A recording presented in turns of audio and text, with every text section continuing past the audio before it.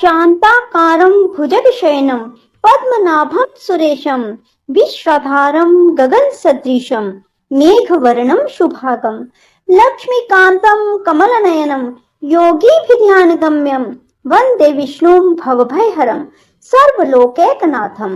राधे राधे। आज मैं आपके लिए लेकर आई हूँ माघ मास महात्म की कथा का 19वां अध्याय।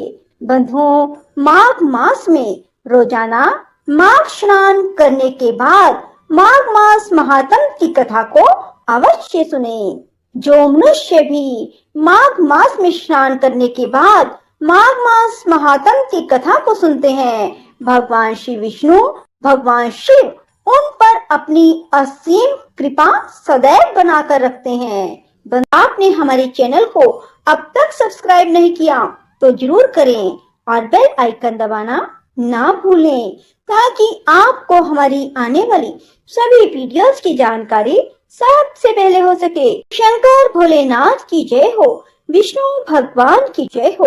ओम श्री गणेशाय नमः। इतना कहकर भगवान अंतर्ध्यान हो गए। तब देवनिधि कहने लगे, हे महर्षि, जैसे गंगा जी में स्नान करने से मनुष्य पवित्र हो जाता है, वैसे ही भगवान की इस कथा को सुनकर मैं पवित्र हो गया। कृपा करके उस स्तोत्र को कहिए जिससे उस ब्राह्मण ने भगवान को प्रसन्न किया। लोमश जी कहते हैं, उस स्तोत्र को पहले गरुड़ जी ने पढ़ा। उनसे मैंने सुना, हे विप्र, यह स्तोत्र अध्यात्म विद्या का सार, पापों का नाश करने वाला है। वासुदेव सर्वव्यापी चक्रधारी, सज्जनों के प्रिय, जगत के स्वामी श्री कृष्ण को नमस्कार है। जब स्तुति करने वाला जिसकी स्तुति की जाए तथा सभी जगत विष्णुमय है, तो किसकी स्तुति की जाए? जिस भगवान के श्वास वेद है, फिर कौन सी स्तुति उनकी प्रसन्नता के लिए की जाए जिसको वेद नहीं जानते, ना वाणी ना मन जान सकता है।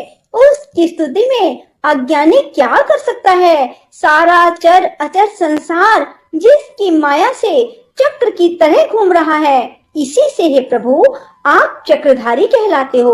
ब्रह्मा विष्णु आप ही हो। ब्रह्मा को भी आप उत्पन्न करने वाले हो। जब जीव शरीर को धारण करता है, तब उसमें ज्ञान उत्पन्न होता है। तुम सब सुखों के दाता हो, इसमें संदेह नहीं।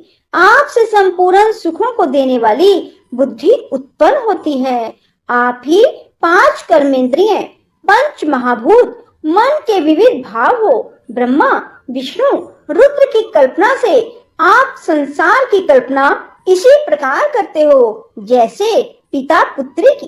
कवियों में जो रूप शोभा देता है, उन निर्गुण विष्णु भगवान को मैं नमस्कार करता हूँ, जिसमें ज्ञान रखने से श्रुतियों में कहे हुए कर्मों को लोग करते हैं। उस परम ब्रह्म को मैं नमस्कार करता हूँ। मैं उस सतरूप हरि को, जिसको योगी लोग सब प्राणियों में आत्म रूप में देखते हैं, उपासना करते हैं, जिसको अद्वैत कहते हुए गाते हैं और यज्ञ करते हैं, उस माधव भगवान को मैं नमस्कार करता हूँ।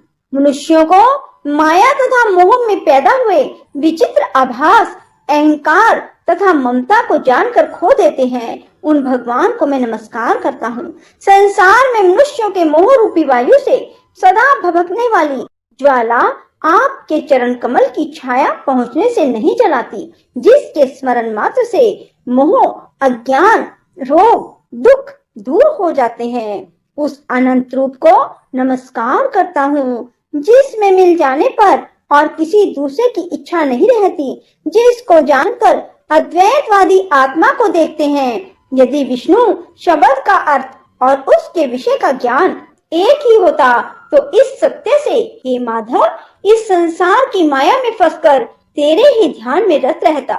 यदि वेदांत दर्शन में भगवान सारे संसार में व्याप्त है, तो इसी सत्य से भगवान में भरी निर्विघ्न भक्ति हो, जो बीज नहीं है तो भी बिना बीज के स्वयं विद्यमान है, सो वह विष्णु भगवान रूपी रंग से हमारे बीज के टुकड़े टुकड़े को, जो सृष्टि स्थिति और लय के लिए ब्रह्मा विष्णु महेश 3 रूप धारण करते हैं और कार्य में सत रज और तम इन तीनों गुणों में विद्यमान है, वह भगवान मुझ पर प्रसन्न हो जो प्राणियों के हृदय रूपी मंदिर में निर्मल देव वास करते हैं, वह भगवान मुझ पर प्रसन्न हो। जो अविद्या पूर्ण संसार का त्याग करता है, जगन्मय आप हो, आपका बनाया हुआ विश्व आनंद करता है। आपके त्याग करने पर अपवित्र हो जाता है, उसका साथ करने पर भी तुम बिना साथ के बने रहते हो। विकार रहित जिनके चार बाप पंचभूत योग से पैदा हुआ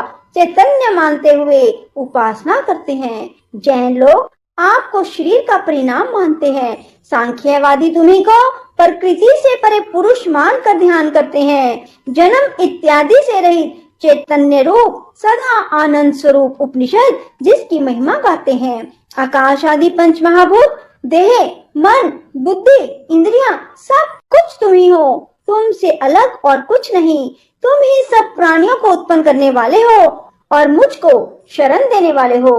तुम अग्नि, रवि, इंद्र, होम, मंत्र, क्रिया, फल सब तुम ही हो। कर्म के फल देने वाले वैकुंठ में तुम्हारे सिवाय कोई नहीं है। मैं तुम्हारी शरण हूँ। सब प्राणियों के हेतु उनको शरण देने वाले तुम ही हो। जैसे युवा पुरुष की युवती में और युवती की युवा में प्रीति होती है, वैसी मेरी प्रीति तुम में हो। जो पापी भी आपको प्रणाम करता है, उसको यमदूत ऐसे नहीं देखते जैसे उल्लू सूर्य को। प्रत्येक पाप मनुष्य को उस समय तक ही दुख देते हैं जब तक वह आपके चरण कमलों का सहारा नहीं लेता। जिसको गुण, जाति, धर्म को स्पर्श नहीं कर सकते तथा गतियां भी स्पर्श नहीं करती, जो इंद्रियों के वशीभूत नहीं है, जिनका बड़े बड़े मुनि लोग साक्षात नहीं कर सकते, उन भगवान को मैं नमस्कार करता हूँ। जितने ज्ञान रूपी सुंदर गुण हैं, जिन्होंने सुख स्वरूप मोक्ष रूपी लक्ष्मी का आलिंगन किया, जिन्होंने आत्म स्वरूप सुख भोगा है, जिन्होंने ध्यान रूप से मृत्यु को वश में कर लिया, ऐसे मुनियों से सेवित भगवान को नमस्कार है। जो जन्म आदि से अलग है, जिनको काम, क्रोध आदि दोष दुख नहीं देते, उन वासुदेव भगवान को मैं नमस्कार करता हूँ। जिनके ज्ञान की गति से अविद्या रूपी मल शुद्ध हो जाता है, जिनके ज्ञान रूपी शस्त्र से संसार रूपी शत्रु का नाश हो जाता है, उन दुखों के नाश करने वाले को मैं नमस्कार करता हूँ। जिस प्रकार सब स्थावर जंगम संसार को उत्पन्न करते हैं, उसी सत्य से भगवान मुझको दर्शन दे। इस प्रकार उसकी सच्ची भक्ति देखकर भगवान ने प्रसन्न होकर उस ब्राह्मण को दर्शन दिए और ब्राह्मण की स्तुति से प्रसन्न होकर उसको वरदान देकर भगवान अंतर्ध्यान हो गए। वह ब्राह्मण कृतकृत्य होकर भगवान में लीन हो गया और शिष्यों के साथ स्तोत्र पढ़ता हुआ तपोवन में रहने लगा। जो कोई स्तोत्र को पढ़ता अथवा सुनता है, उसकी बुद्धि पाप में नहीं लगती, ना ही बुरा फल देखता है। उसके कीर्तन से मनुष्यों की बुद्धि, मन, इंद्रियां स्वस्थ होती हैं। जो भक्ति पूर्वक इसके अर्थ का विचार कर इसका जप करता है, वह वैष्णव पद को प्राप्त होता है। इसके सदैव पढ़ने से मनोवांछित कार्य सिद्ध हो जाते हैं। मनुष्य सुपुत्र पाता है, धन, पराक्रम और चिर आयु प्राप्त करता है। इसके पास से बुद्धि, धन, यश, कीर्ति, ज्ञान और धर्म बढ़ते हैं। दुष्ट ग्रहों की शांति होती है। यह व्याधियों व अनिष्टों को दूर करता है, दुर्गति से तारता है। इसके पढ़ने से सिंह, व्याघ्र, चोर, भूत, देव, पिशाच और राक्षस का भय नहीं रहता। जो भगवान का पूजन करके इस स्तोत्र को रोजाना पढ़ता है, वह पापों से ऐसे अलग रहता है जैसे जल पंख से कमल। जो इस स्तोत्र को 1 काल, 2 काल या 3 काल पढ़ता है, वह अक्षय फल प्राप्त करता है। जो मनुष्य प्रातः काल इस स्तोत्र का पाठ करता है, वह इस लोक और परलोक में अक्षय सुख पाता है। वेद द्वितीय का बनाया हुआ यह स्तोत्र भगवान को अत्यंत प्रिय है और भगवान के दर्शन कराने वाला है। योग सागर नाम का यह स्तोत्र परम पवित्र है। जो कोई भक्ति पूर्वक इसको पढ़ता है, वह विष्णु लोक को जाता है। और अब पिशाच मोक्ष की कथा कहते हैं। बोलो विष्णु भगवान की जय, शिव शंकर भोलेनाथ की जय। राधे राधे, जय श्री कृष्णा। बंधुओं, यदि आपको हमारी वीडियो पसंद आए तो इसे लाइक करें और शेयर भी जरूर करें। धन्यवाद।